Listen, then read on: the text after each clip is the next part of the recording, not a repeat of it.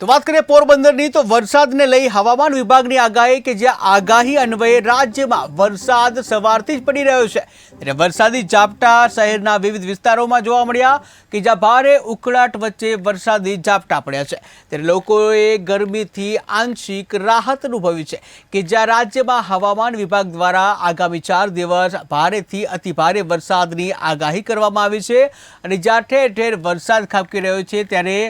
જે પોરબંદરમાં પણ વરસાદ ખાબક્યો, જ્યાં વરસાદને લઈને આગાહી કરવામાં આવી હતી અને તે અન્વયે વરસાદ ખાબક્યો છે ત્યારે વહેલી સવારથી જ વરસાદી ઝાપટા પડી રહ્યા છે જ્યાં શહેરના વિવિધ વિસ્તારોમાં વરસાદી ઝાપટા પડ્યા હતા કે જ્યાં ભારે ઉકળાટ વચ્ચે વરસાદ થતા